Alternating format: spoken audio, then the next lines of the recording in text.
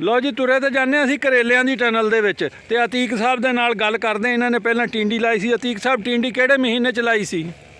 ਟਿੰਡੀ ਵੀ ਨਵੰਬਰ ਚ ਲਗਾਈ ਸੀ ਜੀ। ਨਵੰਬਰ ਚ ਲਾਈ ਸੀ ਤੇ ਉਹ ਕਦੋਂ ਹੋ ਗਈ ਸੀ?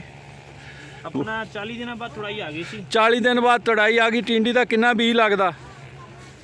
ਟਿੰਡੀ ਦਾ ਬੀਜ ਤਕਰੀਬਨ 1.5 ਕਿਲੋ ਲੱਗ ਜਾਂਦਾ। 1.5 ਕਿਲੋ ਲੱਗ ਜਾਂਦਾ ਤੇ 40 ਦਿਨ ਬਾਅਦ ਉਹ ਜਿਹੜੀ ਤੁੜਾਈ ਹੋ ਜਾਂਦੀ ਆ, ਉਹ ਕਿੰਨੀ ਕੁ ਹੋ ਜਾਂਦੀ ਆ?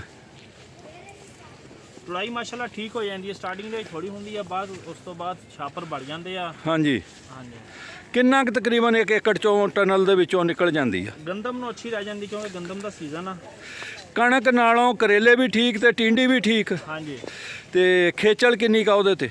ਖੇਚਲ ਕਰੇਲੇ ਨੂੰ ਘੱਟ ਆ। ਕਰੇਲੇ ਨਾਲੋਂ ਘੱਟ ਆ। ਉਹਦੀ ਵੀ ਮਲਚਿੰਗ ਇਸ ਤਰ੍ਹਾਂ ਛਾਪਰ ਦੀ ਕਰਨੀ ਹੈ? ਹਾਂਜੀ, ਇਸੇ ਤਰ੍ਹਾਂ ਕਰਨੀ ਆ, ਸੇਮ ਇਹੀ ਚੀਜ਼ ਕਰਨੀ। ਟਿੰਡੀ ਨੂੰ ਖਾਦ ਕਿੰਨੀ ਪੈਂਦੀ ਆ? ਟਿੰਡੀ ਨੂੰ ਖਾਦ ਕਮ ਪੈਂਦੀ ਆ। ਕਿੰਨੀ ਪੈਂਦੀ? ਡੀਏਪੀ ਕਿੰਨੀ ਪੈਂਦੀ ਆ? ਡੀਏਪੀ 2 ਬੋਰੀਆਂ। 2 ਬੋਰੀਆਂ ਸਿਰਫ ਜੀ ਵੇ ਕੰਮ ਬਾਰੇ ਚ। ਅੱਛਾ। ਤੇ ਉਸ ਤੋਂ ਬਾਅਦ ਐਨਪੀ ਦੀਆਂ ਕੋਈ 8-10 ਬੋਰੀਆਂ। ਕੋ 8-10 ਬੋਰੀਆਂ ਨਾਈਟ੍ਰੋਫਾਸ ਦੀਆਂ। ਬੱਲੇ ਬੱਲੇ। ਅੱਛਾ। ਤੇ ਯੂਰੀਆ? ਯੂਰੀਆ ਨਹੀਂ ਪੈਂਦੀ ਉਹਨੂੰ। ਯੂਰੀਆ ਉਹਨੂੰ ਨਹੀਂ ਜੀ ਪੈਂਦੀ। ਤੇ ਉਹਨੂੰ ਸਪਰੇਆਂ?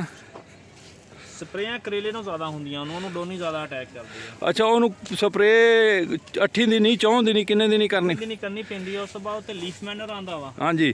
ਲੀਫ ਮਾਈਨਰ ਵੀ ਨੁਕਸਾਨ ਦਿੰਦਾ। ਲੀਫ ਮਾਈਨਰ ਦੀ ਵੀ ਕਰਨੀ ਪੈਂਦੀ। ਅੱਛਾ ਜੀ। ਤੇ ਅਤੀਕ ਸਾਹਿਬ, ਆ ਜਿਸ ਤਰ੍ਹਾਂ ਕਰੇਲਾ ਚਾੜਿਆ ਤੁਸੀਂ ਨੈਟ ਦੇ ਉੱਤੇ, ਹਾਂਜੀ, ਇਸ ਤਰ੍ਹਾਂ ਉਹ ਵੀ ਚਾੜਨੀ ਪੈਂਦੀ ਆ? ਨਹੀਂ ਜੀ, ਉਹ ਨਹੀਂ ਚਾੜਨੀ ਪੈਂਦੀ। ਉਹ ਜ਼ਮੀਨ ਤੇ ਰਹਿੰਦੀ ਆ? ਹਾਂਜੀ। ਅੱਛਾ ਜੀ। ਉਹ ਜ਼ਮੀਨ ਤੇ ਰਹਿ ਜਾਂਦੀ ਹੈ। ਤੇ ਉਹਨੂੰ ਹੁਣ ਤੁਸੀਂ ਦੱਸ ਦਿੱਤਾ ਸਪਰੇਆਂ ਕਰਨੀਆਂ ਪੈਂਦੀਆਂ। ਉਹ ਹੁਣ ਖਤਮ ਕਰ ਦਿੱਤੀ, ਉਹਦਾ ਰੇਟ ਕਮ ਹੋ ਗਿਆ, ਖਤਮ ਕਰ ਦਿੱਤੀ। ਕਿੰਨੇ ਦਿਨਾਂ ਦੀ ਉਹ ਫਸਲ ਤੁਸੀਂ ਚੁੱਕੀ ਆ? ਉਹ ਤਕਰੀਬਨ ਅਸੀਂ ਪੌਣੇ 2 ਮਹੀਨੇ ਚੱਕੀ। ਤੁਸੀਂ ਜਾਨੀ ਜਨਵਰੀ ਫਰਵਰੀ 2 ਮਹੀਨੇ ਉਹ ਚੁੱਕ ਲਈ? ਹਾਂਜੀ, ਚੁੱਕ ਕੇ ਤੁਸੀਂ ਉਹਦੇ ਕਹਿੰਦੇ ਆ ਕਣਕ ਨਾਲੋਂ ਚੰਗੀ ਰਹਿ ਗਈ। ਹੁਣ ਉਹਦੇ ਵੱਢ 'ਚ ਕੀ ਬੀਜਣਾ? ਉਹਦੇ ਵੱਢ ਦੇ ਅੰਦਰ ਕਪਾਸ। ਉਹਦੇ 'ਚ ਕਪਾਹ ਬੀਜ ਲਓ, ਮਕਈ ਬੀਜ ਲਓ, ਜੋ ਮਰਜ਼ੀ ਬੀਜ ਲਓ। ਜੋ ਮਰਜ਼ੀ ਬੀਜ ਲਓ। ਠੀਕ ਹੋ ਗਿਆ। ਅਤੀਕ ਸਾਹਿਬ, ਬਹੁਤ ਬਹੁਤ ਸ਼ੁਕਰੀਆ। ਮਾਲਕ ਤੁਹਾਨੂੰ ਸਲਾਮਤ ਰੱਖੇ, ਸ਼ਾਦੋ ਆਬਾਦ ਰੱਖੇ। ਤੇ ਪਾਕਿਸਤਾਨ ਜ਼ਿੰਦਾਬਾਦ।